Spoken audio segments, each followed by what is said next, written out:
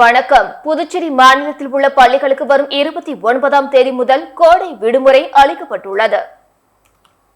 புதுச்சேரி பள்ளி கல்வித்துறை வெளியிட்டுள்ள செய்திக்குறிப்பில் அறிக்கையில் புதுச்சேரி சுகாதார மற்றும் குடும்பநல பணிகள் இயக்குநரால் வெளியிடப்பட்ட தீவிர வெப்ப அலைக்கான பொது சுகாதார ஆலோசனையின் தொடர்ச்சியாக புதுச்சேரியில் அனைத்து அரசு, தனியார், சிபிஎஸ்இ பள்ளிகளுக்கு கோடை விடுமுறை வரும் 29ஆம் தேதி முதல் தொடங்கும் என்றும் கோடை விடுமுறை முடிந்து ஜூன் 6 அன்று பள்ளிகள் மீண்டும் திறக்கப்படும் என குறிப்பிடப்பட்டுள்ளது. புதுச்சேரி நகர பகுதியில் உள்ள கடைகளில் அரசால் தடை செய்யப்பட்டுள்ள போதைப் பொருட்கள் விற்பனை செய்யப்படுகிறது என போலீசார் திடீர் சோதனை மேற்கொண்டதால் பரபரப்பு ஏற்பட்டது. புதுச்சேரியில் கஞ்சா விற்பனை நாளுக்கு நாள் அதிகரித்து வரும் நிலையில் அரசால் தடை செய்யப்பட்டுள்ள போதைப் பொருட்களும் தங்கு தடையின்றி விற்பனை செய்யப்பட்டு வருகின்றன. இந்த நிலையில் பெரிய கடை காவல்நிலைய எல்லைக்குட்பட்ட பல்வேறு கடைகளில் இன்ஸ்பெக்டர் ஜெய்சங்கர் தலைமையிலான போலீசார் ஹான்ஸ், குட்கா, கோல்லிப் உட்பட போதைப் பொருட்கள் விற்பனை செய்யப்படுகிறது என திடீர் ஆய்வு மேற்கொண்டனர். மேலும் சட்டவிரோதமாக போதைப் பொருட்களை விற்பனை செய்தால் கடும் நடவடிக்கை எடுக்கப்படும் என வியாபாரிகளுக்கு எச்சரிக்கை விடுத்தனர். சட்டப்பேரவை வளாகத்தில் பொருத்தப்பட்டுள்ள தீயணைப்பு கருவிகளை செயல்படுத்துவது குறித்து சபாநாயகர் மற்றும் அமைச்சர்கள் முன்னிலையில் செயல் விளக்கம் காண்பிக்கப்பட்டது. புதுச்சேரி சட்டப்பேரவை வளாகத்தில் ரூபாய் 2.5 லட்சம் ரூபாய் மதிப்பீட்டில் புதிய தீயணைப்பு கருவிகள் பொருத்தப்பட்டது. அதன் செயல் விளக்கம் செய்து காண்பிக்கும் நிகழ்வு நடைபெற்றது. சபாநாயகர் செல்வம், வேளாண் துறை அமைச்சர் தேனி ஜெயக்குமார் முன்னிலையில் தீ ஏற்பட்டால் அந்த கருவிகளை கொண்டு எவ்வாறு அணைப்பது என்பது குறித்து செயல் விளக்கம் காண்பிக்கப்பட்டது. அப்பொழுது சட்டப்பேரவை வளாகத்தில் தீ கொளுத்தப்பட்டது. பின்னர் ஊழியர்கள் தீயணைப்பு கருவி மூலம் தீயை அணைத்து அதன் செயல்பாடுகள் குறித்து விளக்கினர். மேலும் சட்டப்பேரவை பாதுகாவலர்களுக்கு இது குறித்து பயிற்சி தரப்பட உள்ளது. காரைக்காலில் 2 மாதமாக ஊதியம் வழங்காததால் துப்புரவு தொழிலாளர்கள் வேலைநிறுத்த போராட்டத்தில் ஈடுபட்டுள்ளனர். புதுச்சேரி மாநிலம் காரைக்கால் மாவட்டத்தில் காரைக்கால் நகராட்சி மற்றும் கொம்யூன் தனியார் நிறுவனம் சார்பில் ஒப்பந்த அடிப்படையில் 200க்கும் மேற்பட்ட துப்புரவு பணியாளர்கள் பணியாற்றி வருகின்றனர். இந்த நிலையில் ஒப்பந்தம் அடிப்படையில் பணிபுரியும் 200க்கும் மேற்பட்ட துப்புரவு பணியாளர்களுக்கு தனியார் நிறுவனம் சார்பில் 2 மாதமாக சம்பளம் வழங்காமல் உள்ளது. இதனை கண்டித்து துப்புரவு பணியாளர்கள் பல்வேறு போராட்டங்களை நடத்தி வந்த நிலையில் இன்று சம்பளம் வழங்காததை கண்டித்து இன்று காலை முதல் எந்தவித துப்புரவு பணியை மேற்கொள்ளாமல் துப்புரவு பணியாளர்கள் வேலைநிறுத்த போராட்டத்தில் ஈடுபட்டுள்ளனர். இதனால் மாவட்டத்தின் பல்வேறு பகுதிகளில் குப்பைகளை அல்லாமல் சாலைகளில் குப்பைகள் தேக்கமடைந்துள்ளது. கோடை காலத்தையொட்டி புதுவையில் குழாய் பொருத்திய மண்பானை விற்பனை சூடு பிடித்துள்ளது. கோடை காலம் துவங்கியதும் மண்பானை மூலம் தண்ணீரை இயற்கையாக குளிர வைத்து பருகுவது பழக்கம். அந்த வகையில் தற்பொழுது கோடை காலம் தொடங்கியதால் புதுச்சேரியில் மண்பானை விற்பனை சூடு பிடித்துள்ளது. அதனுடன் ஜக்கு, குவளை போன்ற மண்பாண்ட பொருட்களும் விற்பனைக்கு வந்துள்ளன. குழாயில் பொருந்திய மண்பானை 50 முதல் 500 ரூபாய் வரையிலும், ஜக்கு போன்றவை 200 ரூபாய் வரையிலும் விற்கப்படுகிறது. பிளாஸ்டிக் கேன்களுக்கு மாற்றாக விற்பனைக்கு வந்துள்ள குழாய் பொருத்திய மண்பானைகள் மக்கள் மத்தியில் வரவேற்பை பெற்றுள்ளன. தேர்தல் நடந்து முடிந்ததை அடுத்து புதுச்சேரி மற்றும் காரைக்காலில் மதுபான கடைகளை இரவு 11 மணி வரை திறந்திருக்க கலால்துறை அனுமதி அளித்துள்ளது. புதுச்சேரியில் நாடாளுமன்ற தேர்தலை முன்னிட்டு தேர்தல் நடத்தை விதிமுறைகள் அமலில் இருந்ததன் காரணமாக மதுக்கடைகள் இரவு 10 மணிக்கு மூட உத்தரவிடப்பட்டது. கடந்த ஏப்ரல் 19ஆம் தேதி புதுவையில் வாக்குப்பதிவு நடந்து முடிந்துவிட்டது. இதனை அடுத்து அங்கு மது விற்பனையில் தேர்தல் நடத்தை விதிமுறைகள் தளர்த்தப்பட்டுள்ளன. தேர்தலுக்கு முன் புதுவையில் உள்ள மதுபான கடைகள் இரவு 11 மணி வரை செயல்பட்டு வந்தன. சுற்றுலா உரிமம் பெற்ற பார்கள் இரவு 12 மணி வரை இயங்கி வந்தன. கடந்த வாரம் வாக்குப்பதிவு முடிந்த போதும் தேர்தல் நடத்தை விதிமுறைகள் தளர்த்தப்படாமல் இருந்ததால் மதுபான கடைகள் இரவு 10 மணிக்கு மூடப்பட்டன. இந்நிலையில் வாக்குப்பதிவு நிறைவடைந்து விட்டது என்பதால் மது கடைகளை மீண்டும் இரவு 11 மணி வரை திறந்து வைக்க அனுமதிக்க வேண்டும் என்று கலால்துறை சார்பில் தேர்தல் துறையிடம் கோரிக்கை விடுக்கப்பட்டது. கலால்துறை விடுத்த வேண்டுகோளை ஏற்று புதுவை, காரைக்கால் பகுதிகளில் உள்ள மதுபான கடைகள் இரவு 11 மணி வரை இயங்க அனுமதி வழங்கப்பட்டுள்ளது. கலால்துறை துணை ஆணையர் மேத்யூ பிரான்சிஸ் இதற்கான அதிகாரப்பூர்வ உத்தரவை வெளியிட்டுள்ளார். புதுச்சேரி திருபுவனை காவல் நிலையம் சார்பில் நீர்மூர் பந்தல் திறக்கப்பட்டது. புதுச்சேரியில் கடந்த சில நாட்களாக கோடை வெயிலின் தாக்கம் அதிகமாக உள்ளது. இந்நிலையில் கோடை வெயிலில் இருந்து பொதுமக்களை பாதுகாக்க புதுச்சேரி அடுத்த திருபுவனையில் காவல்துறை சார்பில் நீர்மூர் பந்தல் திறக்கப்பட்டு பொதுமக்களுக்கு தண்ணீர் பாட்டில்கள், நீர்மோர், குளிர்ச்சி தரக்கூடிய பழ வகைகளை வழங்கி வருகின்றனர். திருபுவனை காவல் நிலைய உதவி ஆய்வாளர் இளங்கோவன் மற்றும் காவலர்கள் இதற்கான பணிகளை செய்து வருகின்றனர். காவல்துறையினரின் இந்த பணியை பொதுமக்கள் பாராட்டி வருகின்றனர். புதுச்சேரி குறிஞ்சி நகர் பகுதியில் நள்ளிரவில் உலாவரும் புலி வேடமிட்ட நாய் வீடியோ வைரலாகி வருகிறது.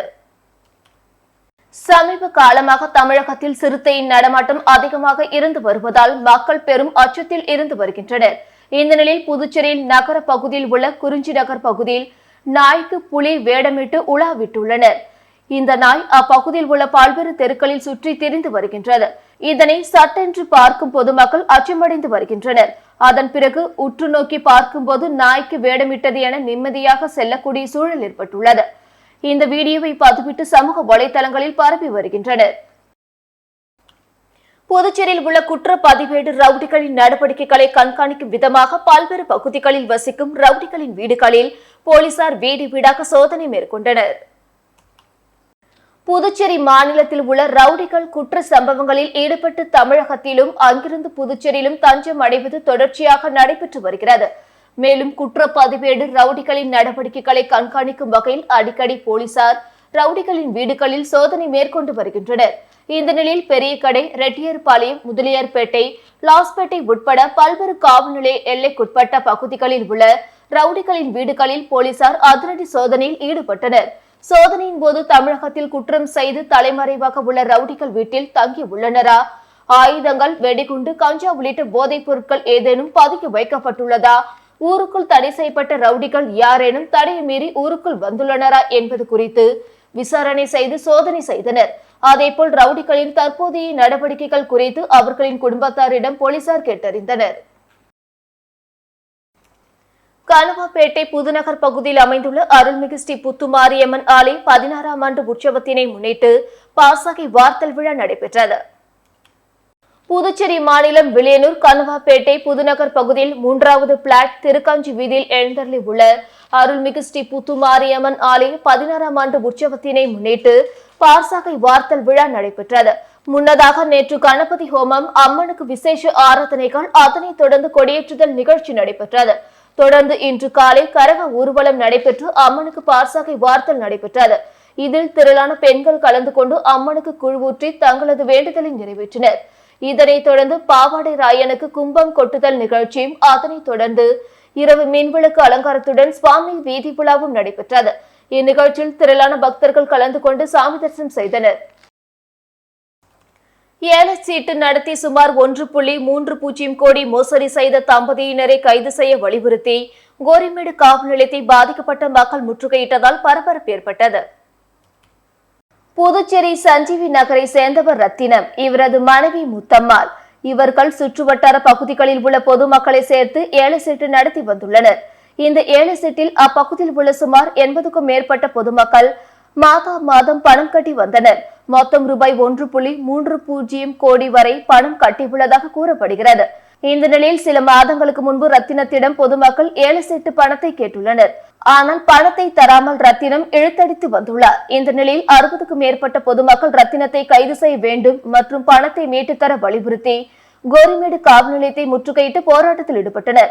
இதனை அடுத்து போலீசாரின் அறிவுறுத்தலின்படி பாதிக்கப்பட்டவர்கள் புகார் அளித்ததை தொடர்ந்து இன்ஸ்பெக்டர் பாலமுருகன் தலைமையிலான போலீசார் வழக்கு பதிவு செய்து ரத்தினம் மற்றும் அவரது மனைவி முத்தம்மாளை கைது செய்து விசாரணை மேற்கொண்டு வருகின்றனர். புதுச்சேரியில் 3 மாத இடைவெளிக்கு பிறகு வரும் ஜூலை 1ஆம் தேதி முதல் மீண்டும் விமான சேவை தொடங்க இருக்கிறது. புதுச்சேரி லாஸ்பேட்டையில் உள்ள விமான நிலையம் 2013ஆம் ஆண்டு திறக்கப்பட்டது. இந்த விமான நிலையத்திலிருந்து பெங்களூரு உள்ளிட்ட நகரங்களுக்கு விமான சேவை தொடங்கப்பட்டது. பின்னர் போதிய வரவேற்பு இல்லாததால் பல்வேறு ஊர்களுக்கு இயக்கப்பட்ட விமான சேவைகள் ரத்து செய்யப்பட்டன. கடந்த ஆண்டு அக்டோபரில் பெங்களூர் மற்றும் ஹைதராபாத்துக்கு மீண்டும் தொடங்கப்பட்ட விமான சேவைகளையும் கடந்த 30ஆம் தேதியுடன் ஸ்பைஸ் ஜெட் நிறுவனம் நிறுத்திக் கொண்டது. இந்நிலையில் வரும் ஜூலை 1ஆம் தேதி முதல் ஹைதராபாத், பெங்களூருக்கு இண்டிகோ நிறுவனம் விமானங்களை இயக்க இருக்கிறது. இதற்கான முன்பதிவு வரும் ஜூன் மாதம் தொடங்க உள்ளது. இதேபோல் ஏர் செபா நிறுவனம் புதுச்சேரியிலிருந்து சேலம், கோவைக்கு விமான சேவை தொடங்க இருக்கிறது. இந்த புதிய சேவைகளுக்கு புதுச்சேரி விமான நிலைய அதிகாரிகள் ஒப்புதல் அளித்துள்ளதாக தகவல்கள் வெளியாகியுள்ளது. பிறந்த தேதியில் திருத்தம் செய்த ஓய்வு பெற்ற கல்வித்துறை அலுவலர் மீது லஞ்ச ஒழிப்புத்துறை போலீசார் வழக்கு பதிவு செய்துள்ளனர்.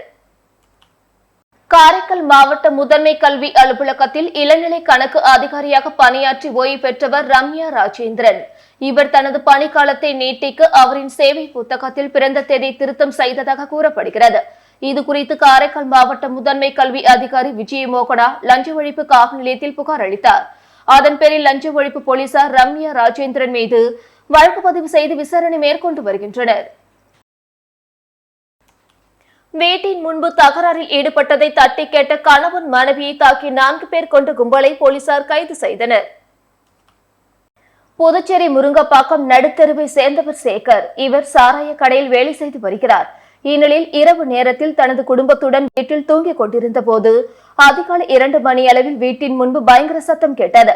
இதனால் கண்விழித்த அவர் வீட்டை விட்டு வெளியே வந்து பார்த்தபோது ஒரே மோட்டார் சைக்கிளில் நின்று கொண்டு இருந்த 4 பேர் அவர்களுக்குள் தகராறு செய்து கொண்டிருந்தனர். இதனை சேகர் தட்டி கேட்டார். அப்பொழுது அவரது மனைவி வேல்விழி மகனும் வீட்டை விட்டு வெளியே வந்தனர். இதனால் ஆத்திரமடைந்த 4 பேரும் சேர்ந்து அவர்களை ஆபாச வார்த்தைகளால் திட்டி கொலை மிரட்டல் விடுத்தனர். மேலும் ரோட்டில் கிடந்த கற்களை தூக்கி வீசினர். இதில் சேகர், அவரது மனைவி, மகன் உட்பட 3 பேரும் படுகாயமடைந்தனர். இதுகுறித்த புகாரின் பேரில் முதலியார்பேட்டை காவல் நிலைய இன்ஸ்பெக்டர் செந்தில்குமார் தலைமையிலான போலீசார் வழக்கு பதிவு செய்து உருளையன்பேட்டையை சேர்ந்த வேல்முருகன், மணிகண்டன், விஜய் மற்றும் நரேஷ் ஆகிய 4 பேரை கைது செய்தனர். மேலும் நீதிமன்றத்தில் ஆஜர்படுத்தி காலப்பட்டு மத்திய சிறையில் அடைத்தனர். அரியாங்குப்பம் ஆர்கே நகர் பகுதியில் எழுந்தருளி உள்ள ஸ்ரீ புவனேஸ்வரி அம்மன் ஆலயத்தின் 52ஆம் ஆண்டு சித்திரை பெருவிழா தேரோட்டம் மிக சிறப்பாக நடைபெற்றது. அரியாங்குப்பம் பகுதியில் எழுந்தருளி உள்ள அருள்மிகு தேவி ஸ்ரீ புவனேஸ்வரி அம்மன் ஆலயத்தில் 52ஆம் ஆண்டு சித்திரை பெருவிழா கடந்த வாரம் கொடியேற்றத்துடன் துவங்கியது. அதனைத் தொடர்ந்து தினம்தோறும் அம்மனுக்கு சிறப்பு அபிஷேக ஆராதனைகளுடன் இரவு மீன் அலங்காரத்தில் நாக வாகனம், அன்ன வாகனம், சிம்ம வாகனம் உள்ளிட்ட பல்வேறு வாகனங்களில் சுவாமி திருவீதி உலா நடைபெற்று வந்தது. இதன் தொடர்ச்சியாக இவ்வாலயத்தின் முக்கிய நிகழ்வான தேரோட்டம் இன்று காலை சிறப்பு பூஜைகளுடன் தொடங்கி நடைபெற்றது. இதில் 100கணக்கான கிராம மக்கள் சாமி தரிசனம் செய்து ஒன்று கூடி வடம் பிடித்து தேரினை இழுத்து சென்றனர். மேலும் நிகழ்ச்சிக்கான ஏற்பாடுகளை கிராம நிர்வாகிகள் இணைந்து செய்திருந்தனர். இத்துடன் செய்திகள் நிறைவடைந்தன. வணக்கம்.